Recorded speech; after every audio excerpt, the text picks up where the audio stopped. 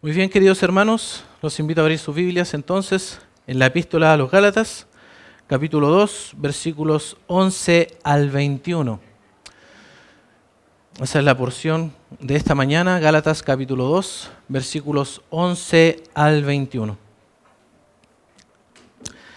Dice así la palabra del Señor.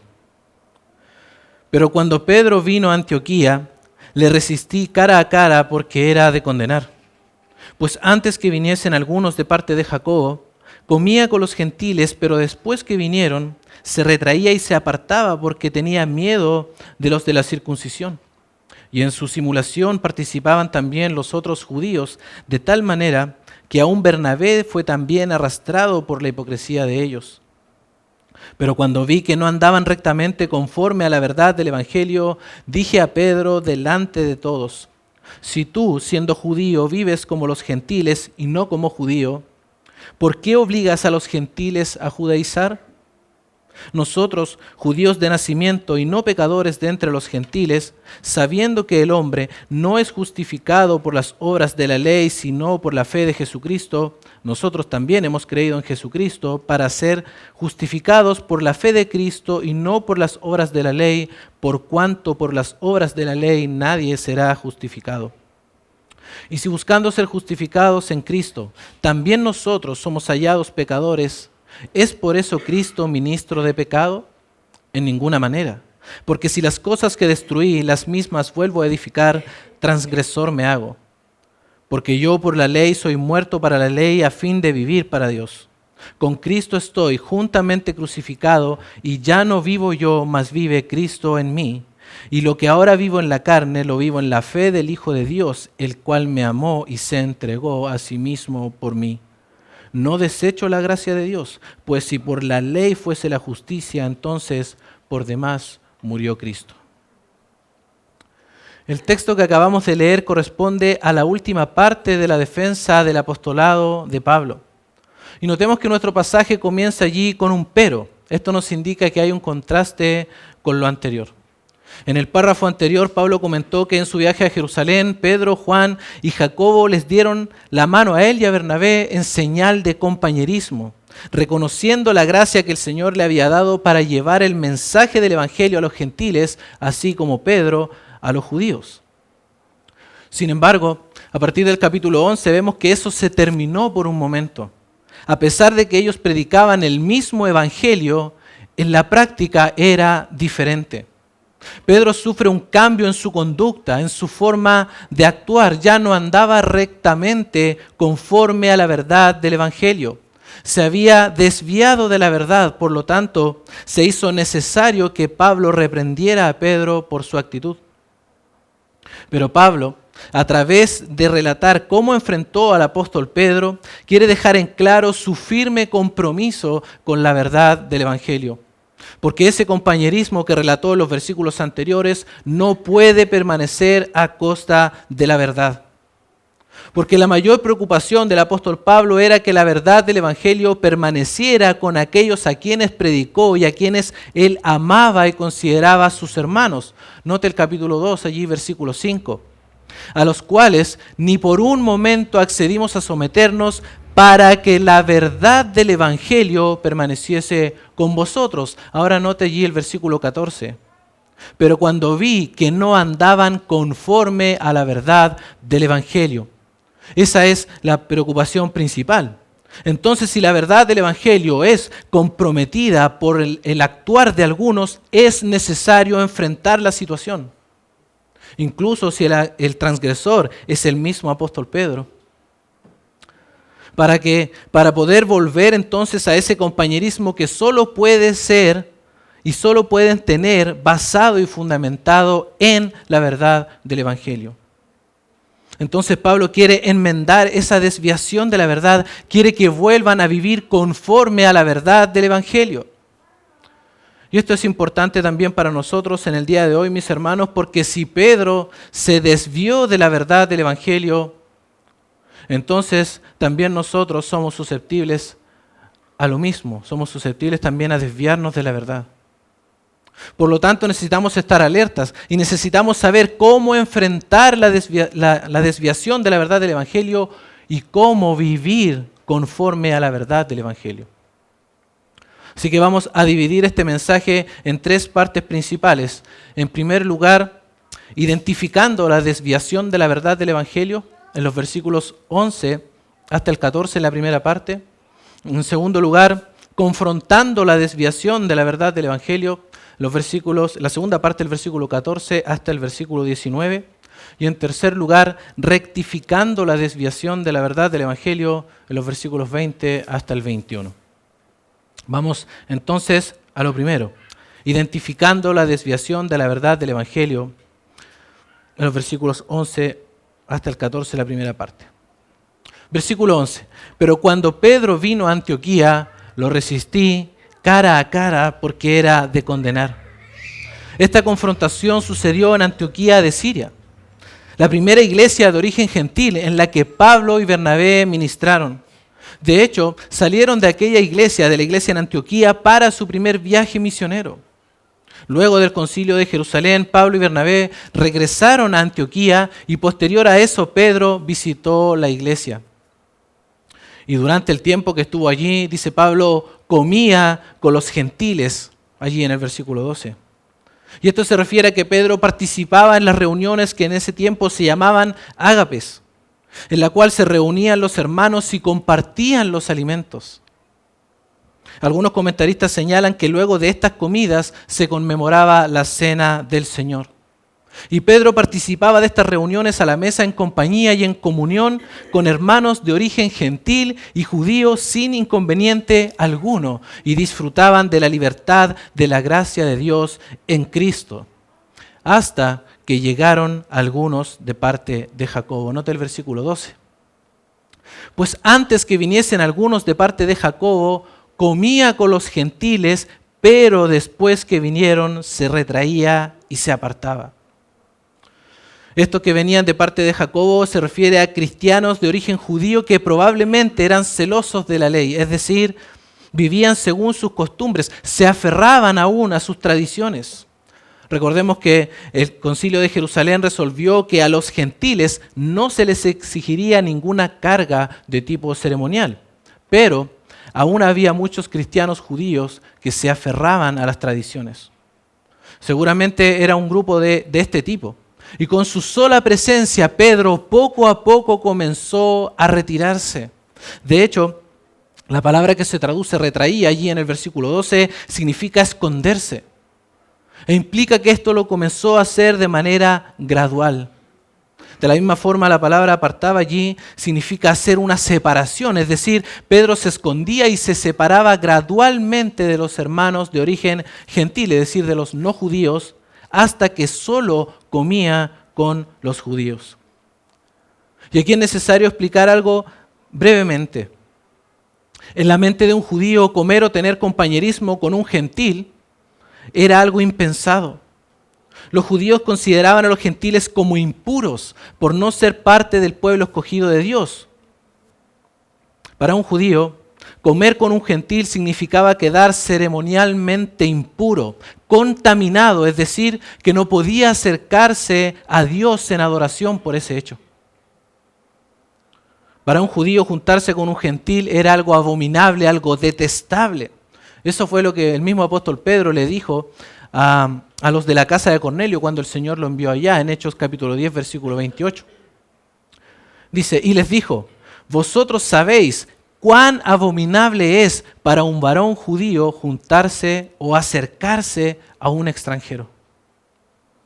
Sin embargo, fue el mismo Señor Jesucristo que le enseñó a Pedro que esas diferencias ya no existen en él. El mismo Señor le mostró a Pedro a través de una visión que a nadie debía llamar común o inmundo. De hecho, en la misma casa de Cornelio, que era un romano, Pedro entendió lo que el Señor le había mostrado en la visión y le dijo lo siguiente en Hechos capítulo 10, versículos 34 y 35. Entonces Pedro, abriendo la boca, dijo, en verdad comprendo que Dios no hace acepción de personas, sino que en toda nación se agrada del que le teme y hace justicia. Más adelante en el Concilio de Jerusalén, Pedro, refiriéndose a esta misma situación, a este mismo evento, dijo lo siguiente. Hechos capítulo 15, versículos 8 y 9.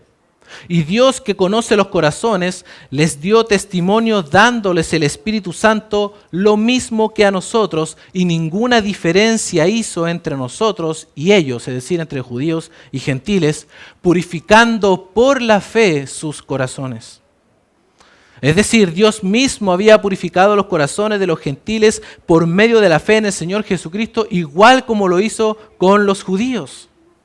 Entonces, al dejar de comer Pedro con ellos, quería decir que no los consideraba limpios, que no los consideraba como hermanos en plena comunión, que no los estaba considerando como parte de la familia de Dios, o tal vez que los consideraba como cristianos de una categoría menor.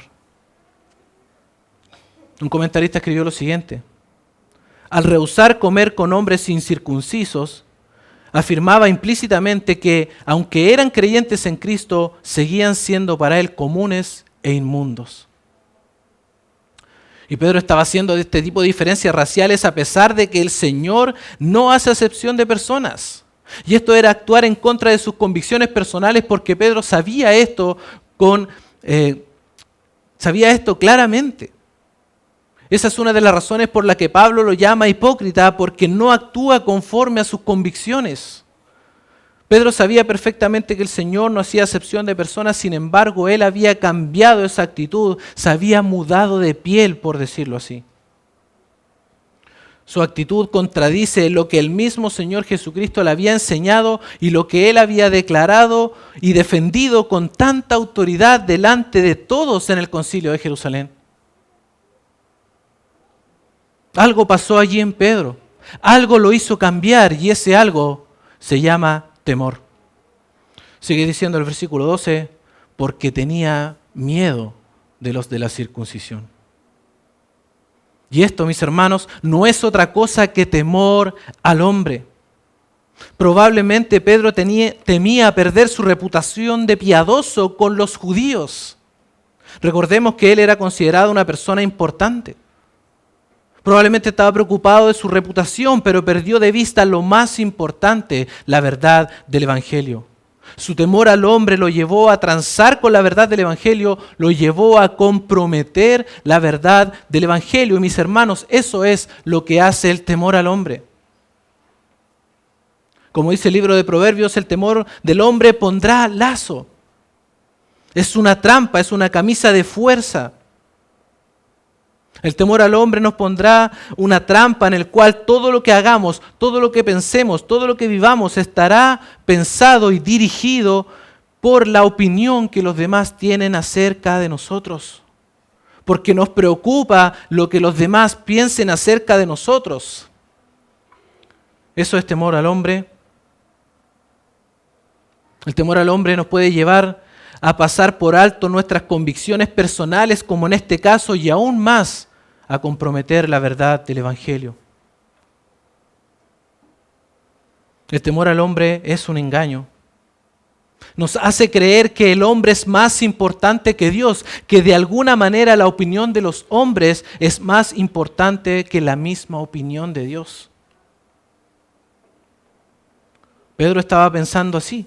Tenía miedo de los de la circuncisión, tenía miedo de sus compatriotas judíos, y Pablo vio en su actitud como un intento de congraciarse con los judíos, como un intento débil de quedar bien con sus contemporáneos.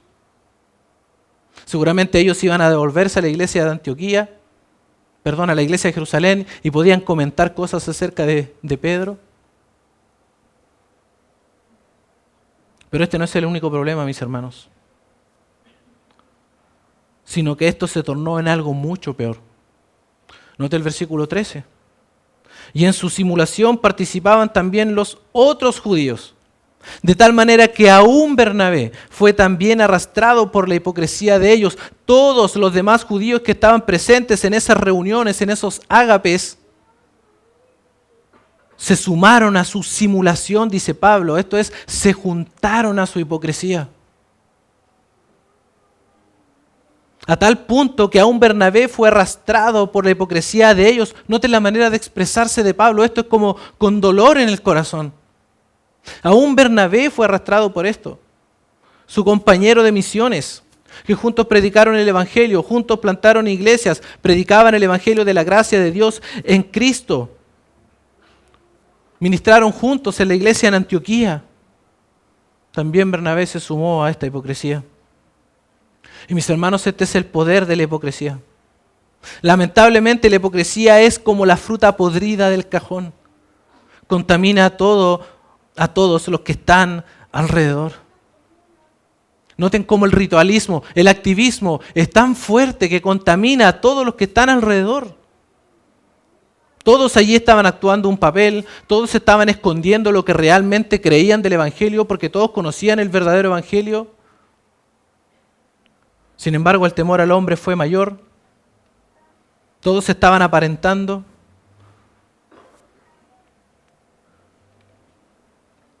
Era una actitud equivocada y pecaminosa. ¿Y cuál es la consecuencia de esto? Imaginemos la escena, mis hermanos. Por un lado, tenemos a todos los creyentes judíos comiendo juntos, teniendo comunión. Y por otro lado, en otro sector de la iglesia, tenemos a todos los gentiles comiendo juntos. ¿Qué es eso, mis hermanos? Es una iglesia dividida. Eso es lo que tenemos aquí, una iglesia dividida. Finalmente la hipocresía de ellos los llevó a una división en la iglesia, y una iglesia dividida es contraria a la verdad del Evangelio. Una iglesia dividida es una desviación de la verdad del Evangelio. Nota el versículo 14. Pero cuando vi que no andaban rectamente conforme a la verdad del Evangelio, se habían desviado. Así Pablo identifica la gravedad del asunto. Lo que Pedro estaba haciendo es mucho más que un simple cambio de compañía. Es más que arrastrar a otros a la hipocresía. Pedro no estaba simplemente siendo mal educado al no querer comer con los gentiles, sino que significa una desviación de la verdad del Evangelio y una iglesia dividida. Por eso Pablo dice, cuando vi que no andaban rectamente, no fue capaz Pedro de pararse firme y derecho en la verdad. Se habían desviado del camino correcto, su práctica no era consecuente con la verdad del Evangelio. Por eso Pablo identifica esto como una hipocresía, porque está viviendo de una manera que contradice lo que predica. Contradice lo que el Señor le había mostrado. Pedro conocía la verdad, de hecho él predicaba el mismo Evangelio. Recuerdan que Pedro le dio la mano a Pablo en señal de compañerismo. Había unidad y compañerismo en el Evangelio, sin embargo ahora estaba actuando en contra de sus convicciones. En otras palabras, Pedro estaba levantando la barrera de división que Cristo había abolido por medio de su sacrificio en la cruz. Así como dice Efesios capítulo 2, versículos 14 al 16. Porque Él es nuestra paz, que de ambos pueblos hizo uno, derribando la pared intermedia de separación, aboliendo en su carne las enemistades, la ley de los mandamientos expresados en ordenanzas, para crear en sí mismo de los dos un solo y nuevo hombre, haciendo la paz y mediante la cruz reconciliar con Dios a ambos en un solo cuerpo, matando en ella las enemistades. Y esta es la verdad del Evangelio. La verdad del Evangelio es que la iglesia es un solo cuerpo compuesto por judíos y gentiles y no hay ningún tipo de diferencia en esto. Por eso toda su actitud hipócrita era contraria a la verdad del Evangelio, al hacer separaciones y preferencias con los de su nación. Estaba actuando en contra de la verdad del Evangelio, se había desviado de la verdad. En Cristo ya no existen tales diferencias. Cristo las abolió a través de su sacrificio en la cruz. De hecho, no existen diferencias de ningún tipo entre unos y otros, como va a decir Pablo más adelante aquí en esta carta, en el capítulo 3, versículo 28. Ya no hay judío ni griego, no hay esclavo ni libre, no hay varón ni mujer, porque todos vosotros sois uno en Cristo Jesús. Esto quiere decir que ningún creyente, sin importar su nacionalidad, su condición social o si es hombre o mujer, tiene ventaja alguna sobre el otro. Estas cosas no tienen importancia en cuanto a obtener la bendición de Dios, solo el hecho de estar en Cristo. Y mis hermanos, nosotros cometemos también el mismo pecado cuando comenzamos a hacer este tipo de diferencias entre nosotros. Sabiendo que en Cristo somos uno. Cometemos el mismo pecado, la misma desviación cuando comenzamos a separarnos en grupos dentro de la iglesia. Podemos hacer diferencias entre aquellos que piensan que vivir de cierta manera te hace más santo que los demás. Podemos hacer diferencias culturales, de preferencias, podemos hacer énfasis teológicos, los que creen esto se juntan acá y los otros allá. Podemos hacer diferencias por medio de la manera de vestir, estatus social, diferencias de edades, diferentes, vamos a decirlo así, conocimiento bíblico y un sinfín de otras cosas que comprometen la verdad del Evangelio. Eso no refleja verdaderamente la unidad que tenemos en Cristo y entre nosotros. O simplemente es como si nosotros pensáramos que dentro de la iglesia hay personas más importantes que otras. O personas más respetables que otras. Y muchas veces vivimos de esa manera, mis hermanos, vivimos con la actitud de que hay personas más importantes que otras, ¿no es verdad? Hacemos diferencias allí en estas cosas. O simplemente nos alejamos de otros porque pensamos que no encajan en nuestro grupo. Así como un fenómeno sectario. Alguien escribió lo siguiente: los cristianos muy talentosos se pueden sentir molestos al ver que las personas que ellos consideran mediocres son tratadas como iguales en su iglesia. Los cristianos socialmente refinados se sienten incómodos rodeados de creyentes que son socialmente torpes o marginados y viceversa. Mis hermanos, y aún con todas estas cosas, podemos nosotros disimular estas incomodidades, sentándonos todos los domingos al lado de nuestros hermanos. Como dijo alguien, nos juntamos con ellos, pero no comemos con ellos. Nos juntamos con ellos, pero no comemos con ellos, es decir, no tenemos comunión con ellos. Mantenemos nuestras relaciones formales, por decirlo así, pero nada más que eso. Tenemos externamente comunión, pero no comunión real. Cuando nosotros comenzamos a levantar paredes divisorias entre nosotros, por la razón que sea, nos desviamos de la verdad del Evangelio y no estamos permitiendo, mis hermanos, a los demás ni a nosotros mismos disfrutar de la gracia de Dios. No nos permitimos a nosotros mismos ni a otros disfrutar de la unidad que Dios nos ha dado en Cristo y pasamos por alto el significado del sacrificio de Cristo. Mis hermanos, Santiago escribió algo en su epístola acerca de esto. En capítulo 2, versículos 1 al 4. Hermanos míos, que vuestra fe en nuestro glorioso Señor Jesucristo sea sin acepción de personas, sin favoritismos. Porque si en vuestra congregación entra un hombre con anillo de oro y con ropa espléndida, y también entra un pobre con vestido andrajoso, y miráis con agrado al que trae la ropa espléndida y le decís, siéntate tú aquí en buen lugar, y decís al pobre, estate tú allí en pie, o siéntate bajo mi estrado, ¿no hacéis distinciones entre vosotros mismos y venís a ser jueces con malos pensamientos?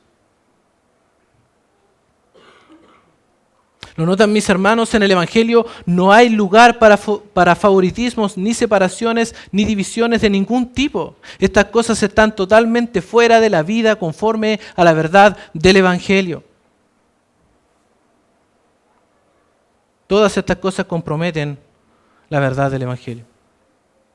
Y cuando es así, hermanos, es necesario confrontar. Y esto nos lleva a lo segundo, confrontando la desviación de la verdad del Evangelio. La segunda parte del versículo 14 hasta el 19. Pero cuando vi que no andaban rectamente conforme a la verdad del Evangelio, dije a Pedro delante de todos, Si tú, siendo judío, vives como los gentiles y no como judío, ¿por qué obligas a los gentiles a judaizar? Pablo confronta directa y personalmente a Pedro con su actitud hipócrita. Mis hermanos, esto es mucho mejor que hablar a sus espaldas, ¿no es verdad? Ahora puede llamarnos la atención de que Pablo hiciera esto delante de todos. ¿No más bien debería haberlo llamado aparte para conversar? Sin embargo, se entiende que el pecado de Pedro era de carácter público y no era algo pequeño. Él estaba arrastrando a otros al error y por su gran responsabilidad como apóstol de Cristo se hace necesaria esta reprensión pública. Además, este es un principio que más adelante Pablo escribe también a Timoteo en su primera carta en el capítulo 5, versículo 20. A los que persisten en pecar, aquí refiriéndose a los pastores ancianos, a los que persisten en pecar, repréndelos delante de todos, para que los demás también teman. Este es el propósito de la reprensión. Tiene el propósito de restaurar y que todos también teman al Señor. Y ese es el propósito de lo que Pablo quiere hacer aquí, restaurarlo para que vuelvan a tener verdadero compañerismo basado en la verdad del Evangelio y todos teman al Señor. Probablemente Pedro no estaba literalmente diciéndole a los creyentes gentiles que se convirtieran en judíos, sino que con su actitud les decía sin palabras a los creyentes gentiles: si quieren tener comunión con nosotros, deben hacerse judíos. Si quieren que los consideremos dignos de sentarse con nosotros a la mesa, deben estar limpios. Y para que los consideremos limpios, deben vivir como un judío. Eso significa allí la palabra judaizar. Eso es lo que estaba transmitiendo Pedro con su actitud. Implícitamente está obligando a los creyentes gentiles a traicionar la verdad del Evangelio y las enseñanzas de Cristo. Los está incitando a abandonar la verdadera práctica del cristianismo al hacerles creer que el sistema ritualista era necesario para la salvación. Estaba incitando a otros a desviarse de la verdad. Por eso Pablo dice en el versículo 11, era de condenar. Le resistí cara a cara porque era de condenar. Su propia actitud lo condenaba.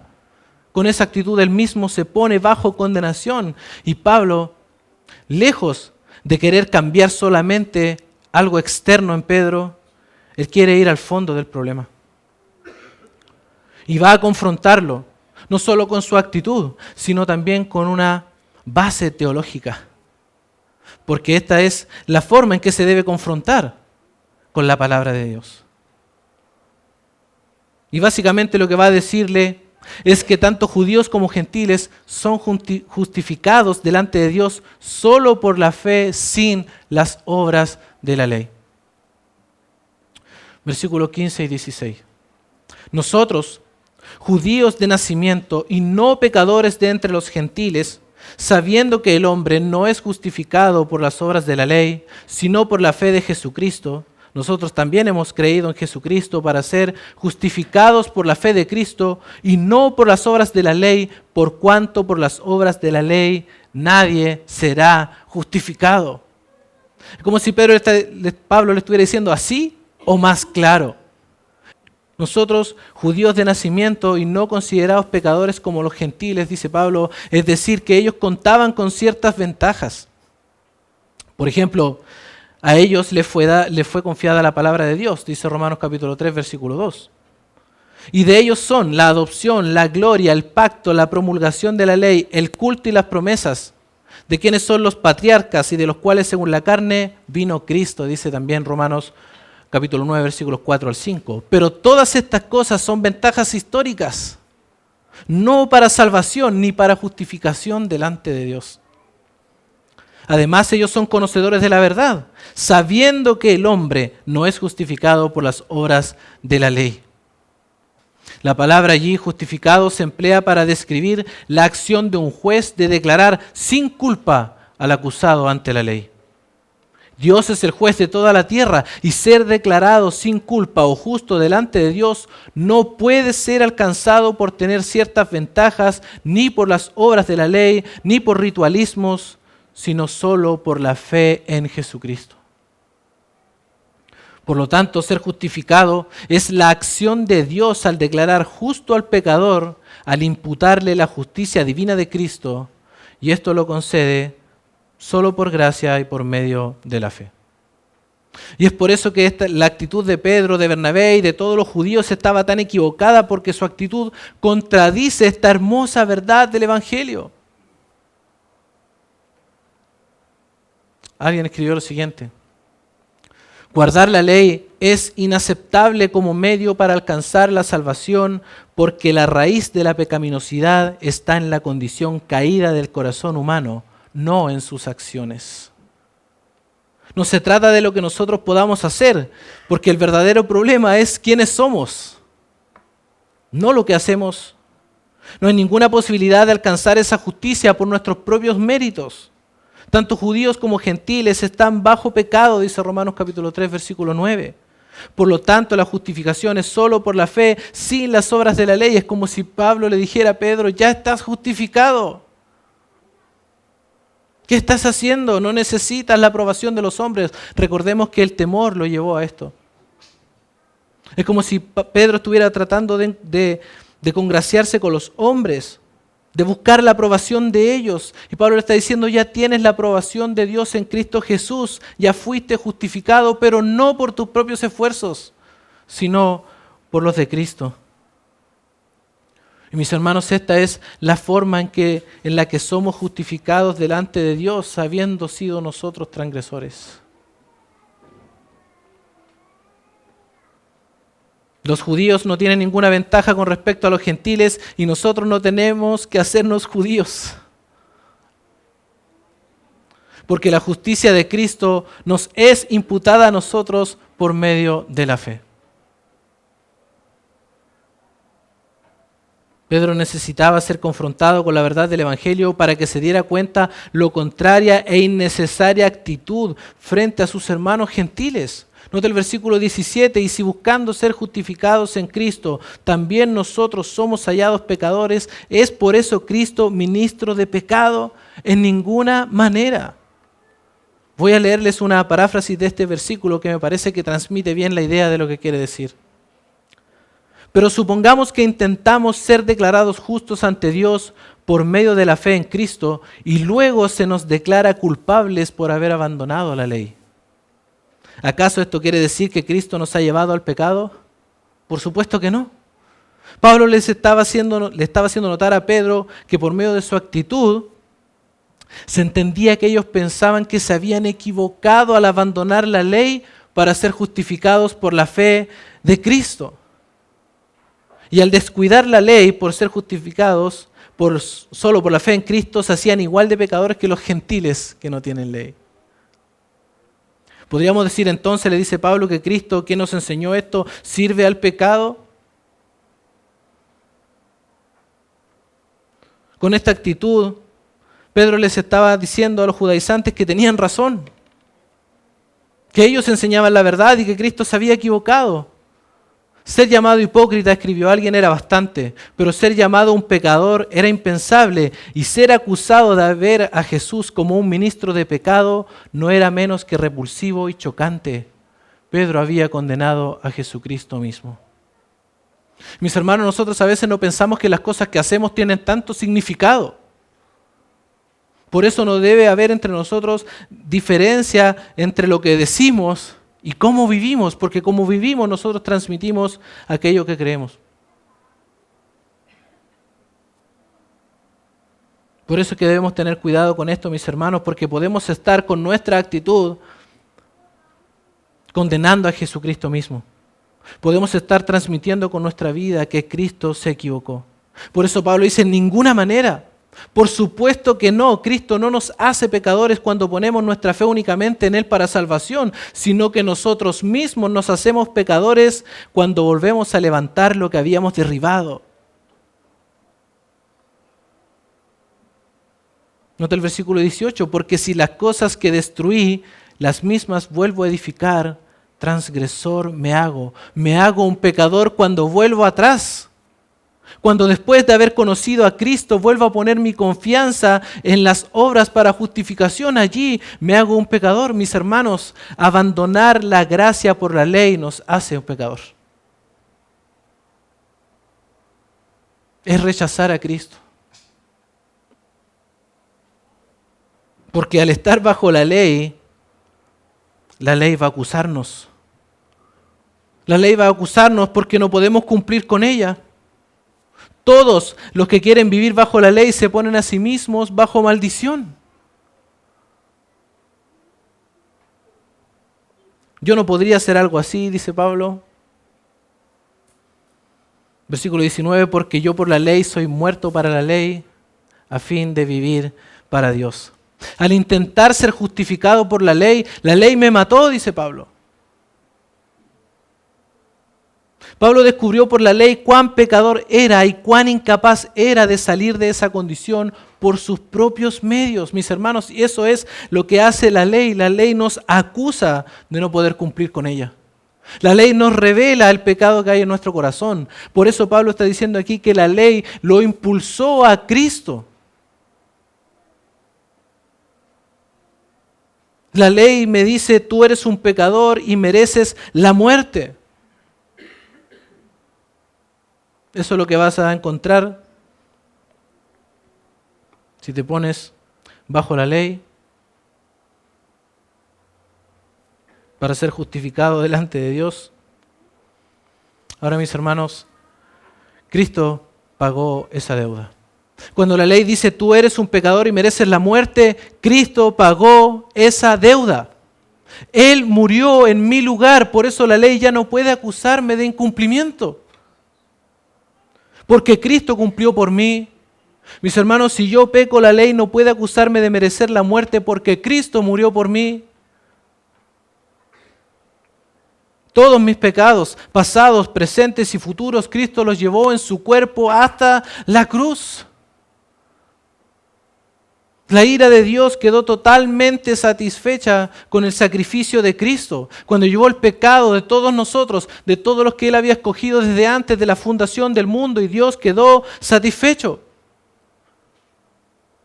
La justicia divina ha quedado satisfecha, escribió alguien, por completo, y el creyente queda libre para siempre de cualquier castigo adicional.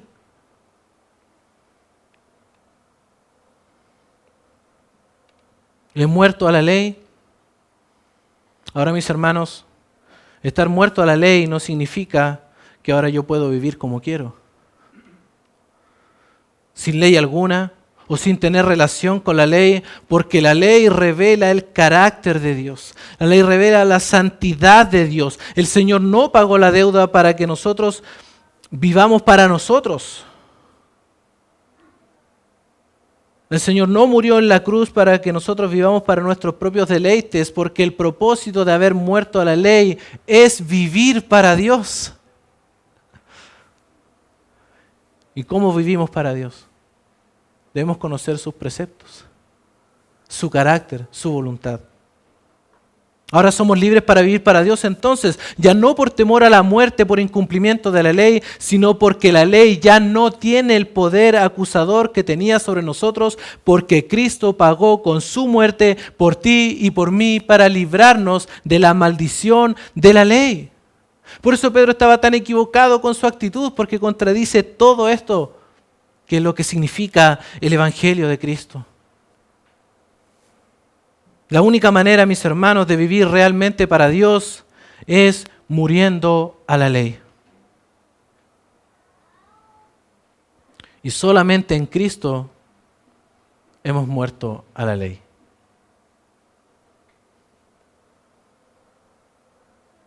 Pablo les dice a Pedro, a Bernabé y a todos los judíos que estaban allí, al volver atrás están destruyendo el significado de la muerte de Cristo en la cruz. Hermanos, y esto es muy profundo. Es tan profundo que es difícil de explicar. Pero eso es lo que estamos haciendo cuando vivimos de una manera contraria a la verdad del Evangelio. Estamos destruyendo el significado de la muerte de Cristo allí en la cruz. Por eso Pablo confronta a Pedro aquí duramente. Y la confrontación no queda allí, mis hermanos. Porque no se trata simplemente de confrontar por confrontar. Mira, Pedro, tú tienes esta actitud de hipócrita y esta es la base bíblica que te describe lo que estás haciendo. Pablo quiere rectificar esa desviación. Quiere mostrarle a Pedro y a sus lectores originales y también a nosotros, mis hermanos, en el día de hoy, cómo vivir conforme a la verdad del Evangelio. Y esto es lo tercero, rectificando la desviación de la verdad del Evangelio, los versículos 20 al 21. Con Cristo estoy juntamente crucificado, y ya no vivo yo, mas vive Cristo en mí. Y lo que ahora vivo en la carne, lo vivo en la fe del Hijo de Dios, el cual me amó y se entregó a sí mismo por mí. Pablo apela a su propia experiencia aquí, que se entiende que es la misma experiencia de Pedro, la misma experiencia de Bernabé y de todos los creyentes que están allí escuchando, sin excepción, ya sean judíos o gentiles. Y mis hermanos, es también nuestra propia experiencia. La vida en conformidad a la verdad del Evangelio es una vida de identificación con Cristo. Con Cristo estoy juntamente crucificado. Y ya no vivo yo, mas vive Cristo en mí. Cuando Cristo murió en la cruz, yo morí junto con Él, dice Pablo. Eso significa mi fin como persona, como individuo, tratando de ganarme la salvación y ser justificado delante de Dios por mis propias obras. Eso se acabó cuando Cristo murió en la cruz. Significa el fin, mis hermanos. Crucificado con Cristo significa el fin de mi persona como pecador, porque la deuda está pagada.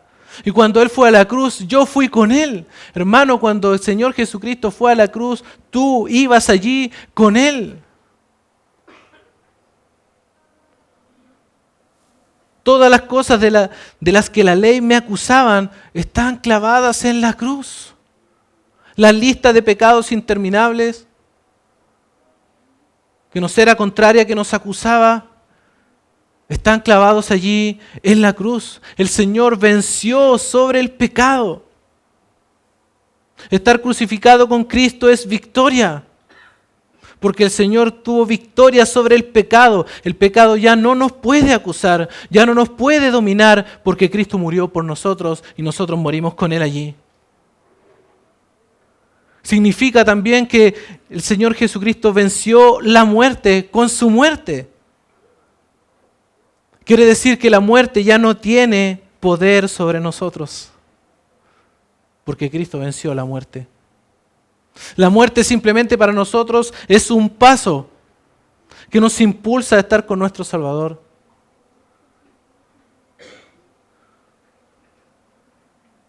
Cristo venció la muerte, mis hermanos. También implica que hemos muerto al yo. Y a veces esta es la parte que nos cuesta. Pero esa es la verdad del Evangelio. Aunque lo entendamos o no, hemos muerto al yo. Todas las cosas que estaban centradas en mí ya no están. Ya no son mis anhelos lo más importante en mi vida. Ya no son mis placeres lo que más me importa. Ya no quiero hacer mi propia voluntad. Ya no quiero ordenar mi vida para mi propio beneficio. Ya no quiero vivir para mí. ¿Por qué? Porque ahora Cristo vive en mí. Ya no vivo yo. Es este maravilloso misterio de la vida de Cristo en nosotros, mis hermanos. A través de esa muerte con Cristo hemos recibido la vida de Cristo. Cristo ha venido a morar en mí. Cristo ha venido a morar en ti, pero no por lo que hiciste, no por tus esfuerzos, sino por la gracia de Dios. Porque Dios así lo quiso. Porque Dios nos dio la fe. No es por medio de tus propias obras, sino por la fe en Él. Mis hermanos, y mientras nuestro viejo hombre está allí, crucificado con Cristo, con todas sus cosas, lo que vivimos mientras estamos en este cuerpo, lo vivimos en la fe del Hijo de Dios. Y lo que ahora vivo en la carne, lo vivo en la fe del Hijo de Dios. Por eso la vida conforme a la verdad del Evangelio es una vida de fe. Es una vida de completa dependencia en la persona de Cristo, en su obra, en lo que Él hizo. Vivimos por fe, no por vista. No vivimos conforme a la carne, sino en la fe del Hijo de Dios. Es una vida de confianza en Él, de confianza exclusiva en Él para salvación. ¿Qué hace Pedro pensando que con esta actitud tú puedes ganarte algún favor de Dios? Mis hermanos, ¿qué hacemos pensando que con nuestra actitud o con ciertas formas de vida vamos a ganarnos el favor de Dios? Si ya lo hemos recibido todo en Cristo. ¿Qué más podríamos recibir? Toda bendición espiritual ya nos ha sido dada en Cristo. ¿Y por qué, mis hermanos, podemos vivir en la fe? Esto tiene un fundamento. Sigue diciendo allí Pablo. Lo vivo en la fe del Hijo de Dios, el cual me amó y se entregó a sí mismo por mí. La base de esto, mis hermanos, es el amor extraordinario de Cristo. Él me amó y de una manera extraordinaria. Me amó de una forma única, me amó de una forma en la que nadie más podía amarme. Me amó con amor redentor. Ese es un amor exclusivo de Dios. A veces nosotros decimos que amamos y pensamos, pero solamente podemos entender de qué se trata el amor de Dios cuando miramos la cruz de Cristo.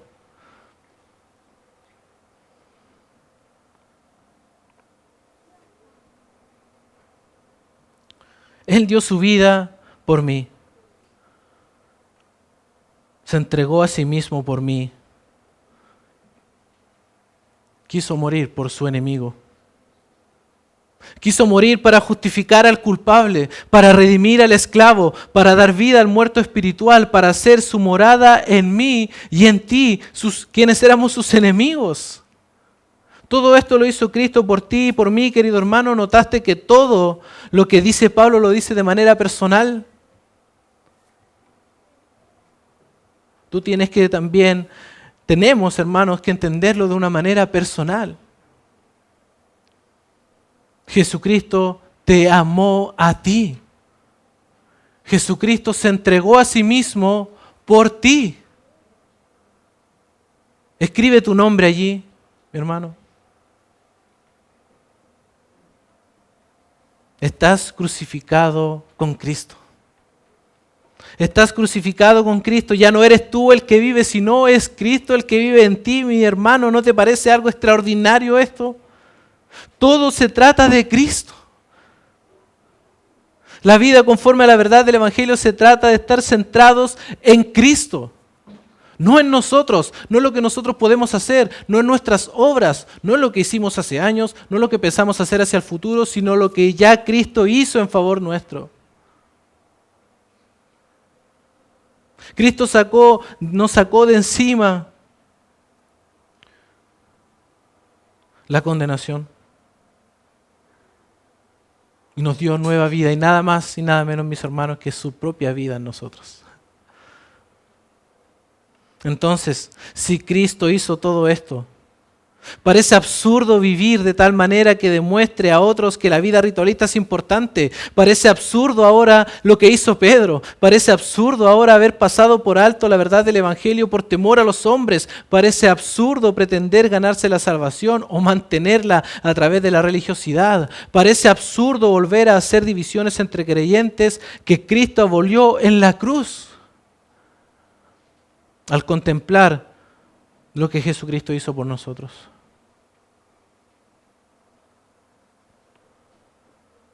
Por eso, mis hermanos, la forma de vivir conforme a la verdad del Evangelio no es la ley, no es el ritualismo, sino una vida centrada en Cristo.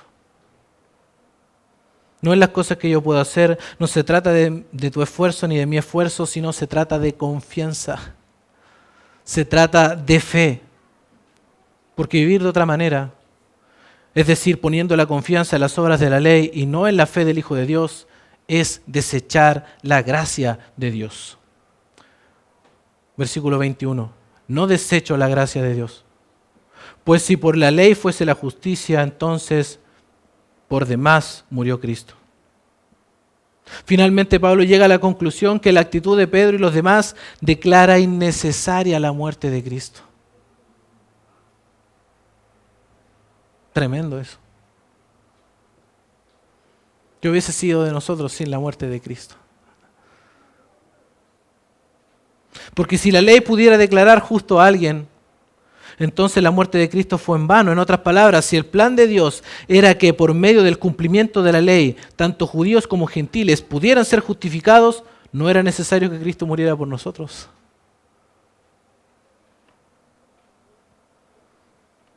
Pero la ley misma nos acusa de no poder cumplir. La ley misma nos hace necesario, nos hace evidente que necesitamos a alguien que cumpla por nosotros.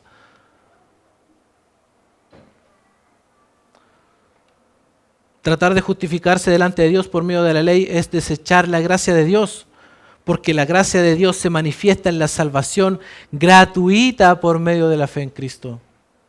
Tratar de justificarse por la ley es rechazar a Cristo, y no solo eso, sino que es proclamar un mensaje totalmente opuesto a la verdad del Evangelio. ¿Y cuál es? Que Cristo no es suficiente. Es negar la necesidad de la gracia de Dios.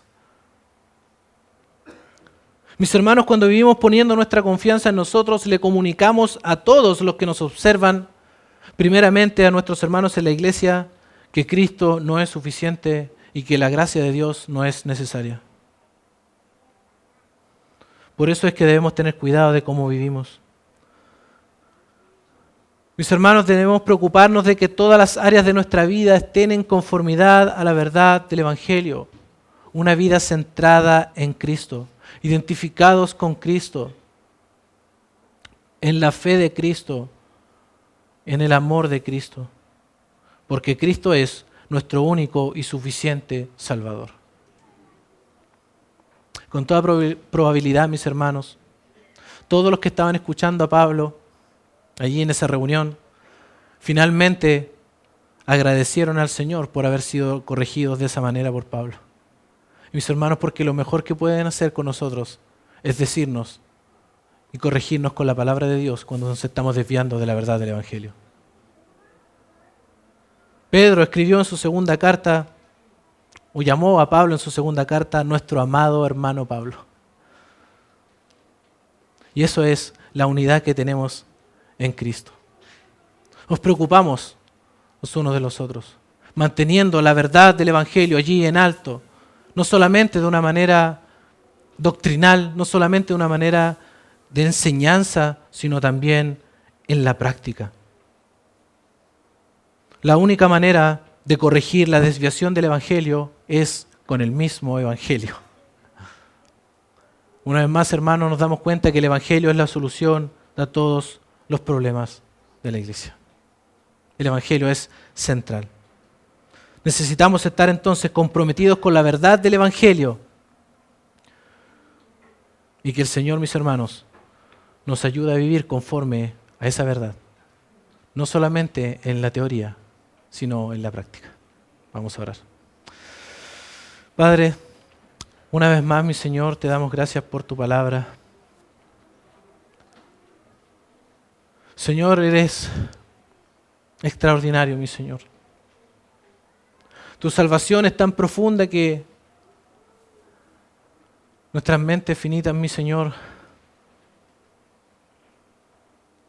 son insuficientes para poder comprender tu obra extraordinaria. Señor, danos de nuevo para vivir conforme a la verdad del Evangelio. Ayúdanos a no desviarnos de la verdad, a poner atención en cómo estamos caminando, Señor, delante de ti. No queremos transmitir un mensaje de que Cristo no es suficiente. Queremos que todos sepan que tú eres necesario y un extraordinario Salvador. Señor, queremos que todos conozcan tu gracia. Danos valentía, mi Señor, para reflejar correctamente a Cristo en medio de este mundo de oscuridad. Gracias te doy, mi Señor, en el nombre precioso de Jesús. Amén.